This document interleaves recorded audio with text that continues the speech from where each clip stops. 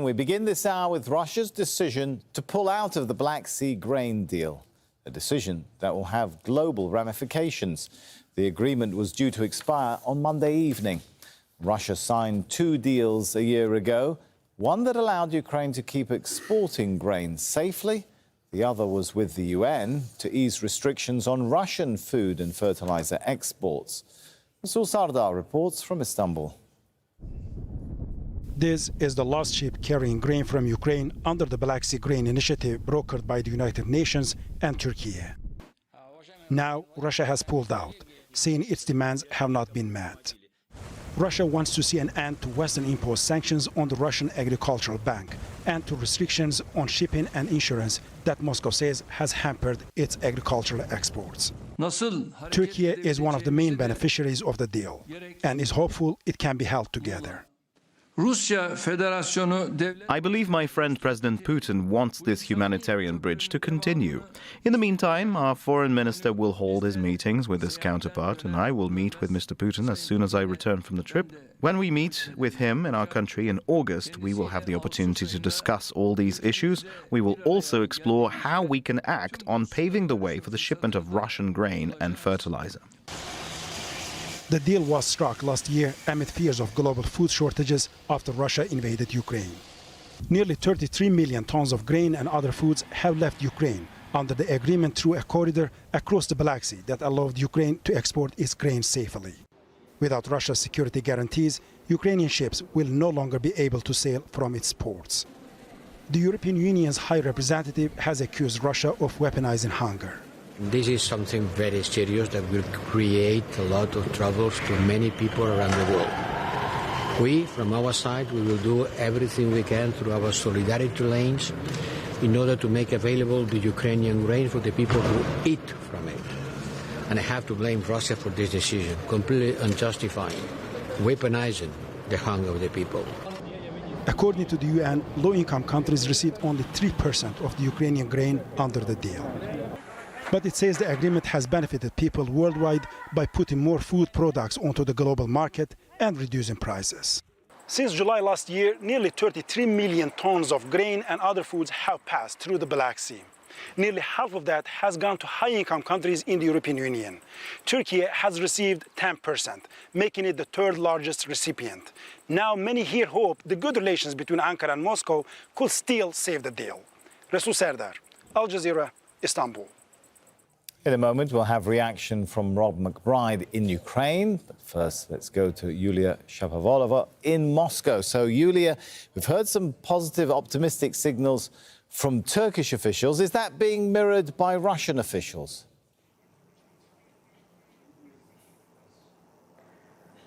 Well, not really. There will be no more negotiations, according to the Russian mission to the UN, as the decision to withdraw from the grain deal is final.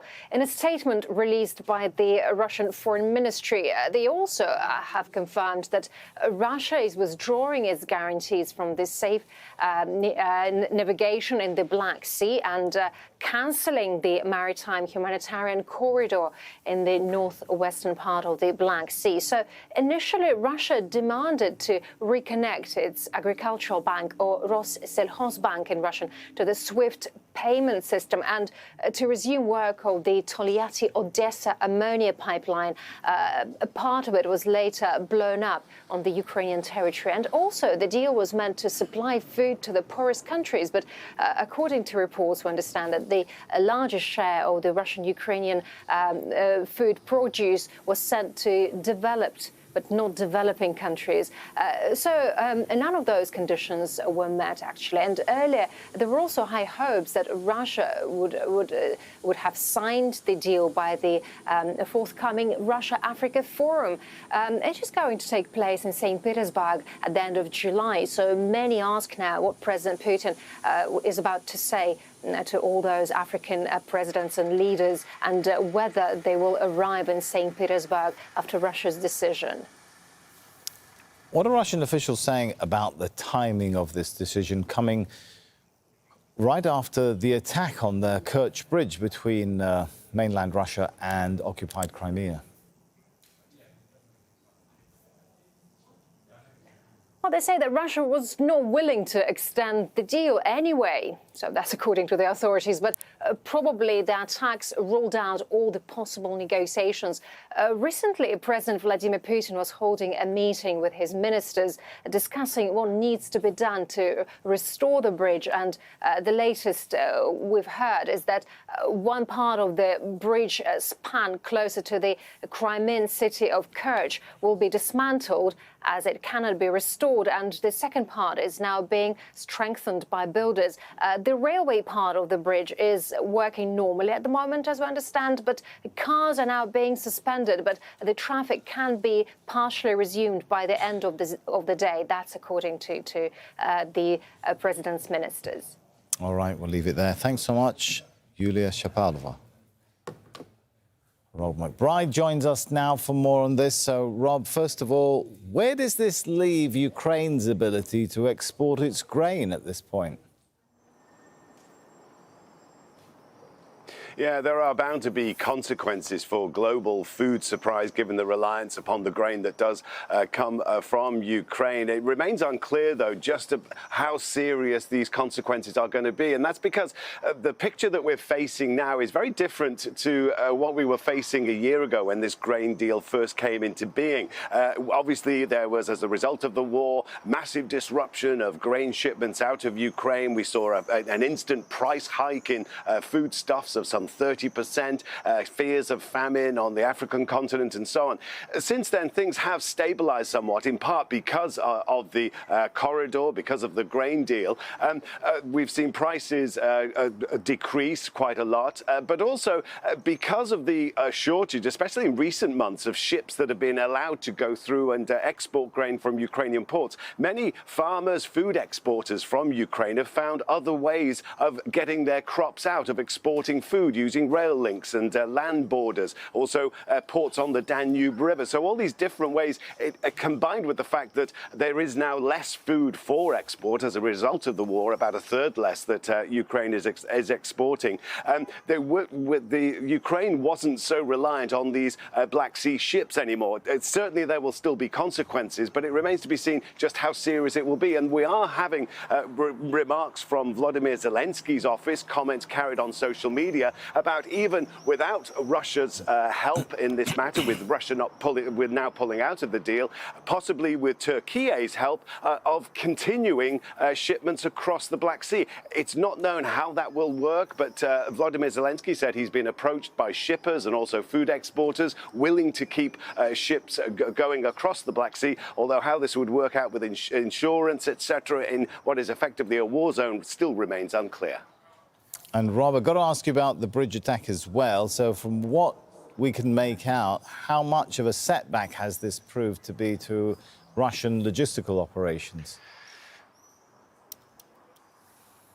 Yeah, I don't think you can overestimate the impact of this in terms of the symbolism of it, but also the strategic value of the Kerch Bridge. It was built in 2018 as a victory project, if you like, very personal to Vladimir Putin. It really cemented Russia's hold on Crimea after their occupation in 2014. And it's one of the few land routes that can keep Crimea supplied. We have the land bridge from the Donbass going through the territories seized by Russia. We also have some shipping connections and air connections. But really, this bridge is extremely important in getting munitions, fuel, water, getting troops in and out of Crimea. And I think this really now concentrates the counter-offensive with the goal, Ukraine's goal, its stated mission of reclaiming Crimea. It really does show the vulnerability now as this counterattack continues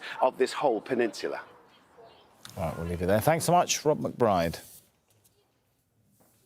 The US ambassador to the UN, Linda Thomas-Greenfield, has called Russia's withdrawal from the Black Sea grain deal an act of cruelty.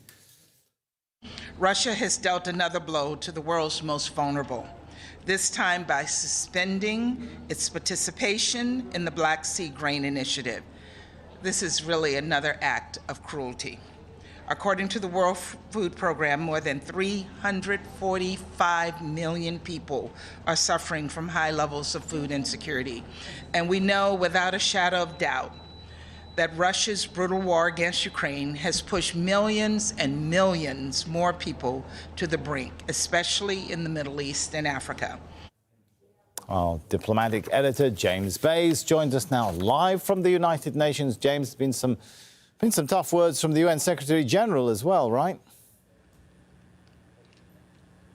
Yeah, the Secretary General has been working very, very hard on the grain deal. He was one of the key figures in getting this deal in place nearly a year ago, because this deal has died after just under a year, nearly was approaching its anniversary.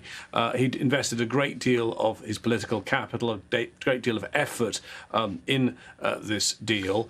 He'd even been writing to President Putin in recent days with a new proposal, also stressing to the Russians all the things that the Secretary General had done to try and help get Russian food and fertilizer out onto international markets. I'm told he got no reply to that last letter to the Russians, and all the UN received was a terse note saying the deal was terminated. That is the word that was used in the communications to the UN, to Ukraine and to Turkey. And so, not surprisingly, the Secretary General very frustrated. Ultimately, participation in these agreements is a choice, but struggling people everywhere and developing countries don't have a choice. Hundreds of millions of people face hunger, and consumers are confronting a global cost of living crisis, and they will pay the price. I've seen actually the note that was sent to the United Nations terminating this deal. And as I said, that is the word termination. It's only a few lines long, very, very terse indeed.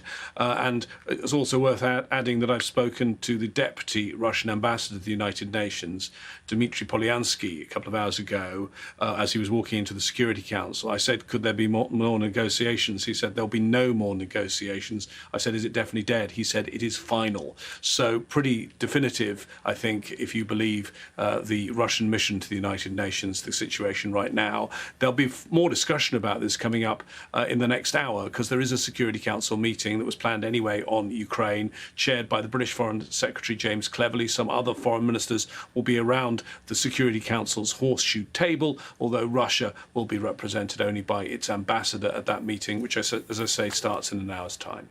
All right, thanks so much. James Bays there.